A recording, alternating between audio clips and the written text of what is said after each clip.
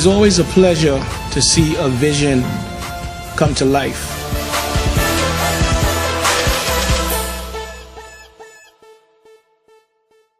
Bringing news that matters to you.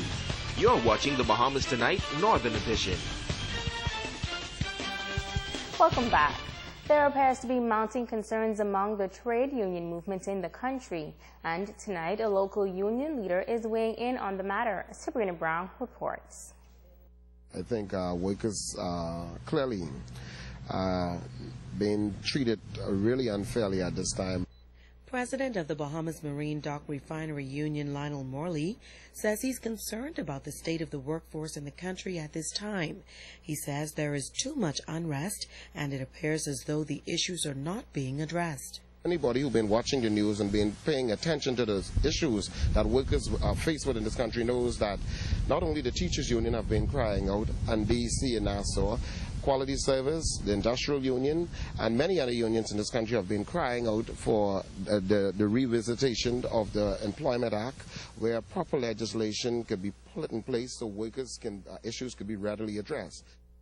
He says the powers that be and union leaders must work together to resolve outstanding matters. He's also calling on labor leaders not to patronize political parties. Union leaders must stop patronizing these political parties and stop getting into personalities and deal with the issues that concerns the workers, so that the workers can be the beneficiary of a growing environment. The Employer Confederation, the Employers Association, they are growing entities. What about our unions? The union executive believes our forefathers fought too hard for the rights of workers for the country to regress in this area. We have come too far since the Burma Road riot and 1957, when we had to bring this country to a standstill so that fathers could educate their children and provide the necessary housing and etc. for our children, and to just allow people to unilaterally take away benefits and bluff us. Sabrina Brown, ZNS Network News. An institution which, since its inception, continues to grow by leaps and bounds, is marking another major milestone in education on Grand Bahama. Joan Davis-Roll explains. Today, I'm pleased to be able to tell you that the Ministry of Education has finally approved a new name for this institution, and that new name is the Bahamas Institute of Business and Technology.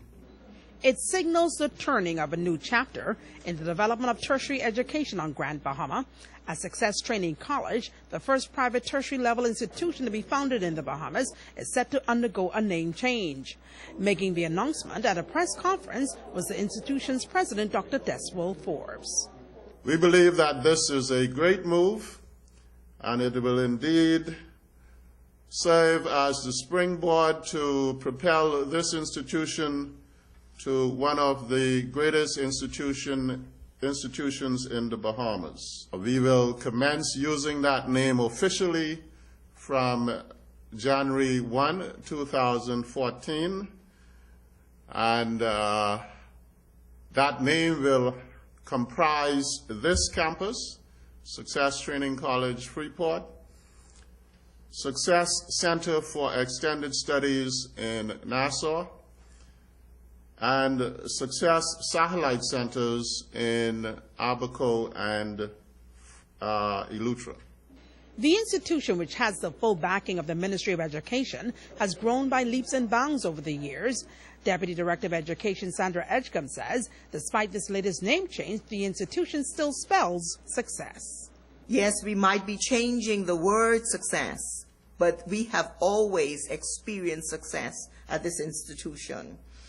And so I bring congratulations and greetings and our prayers and our hopes for the future of this institution, the Bahamas Institute of Business and Technology.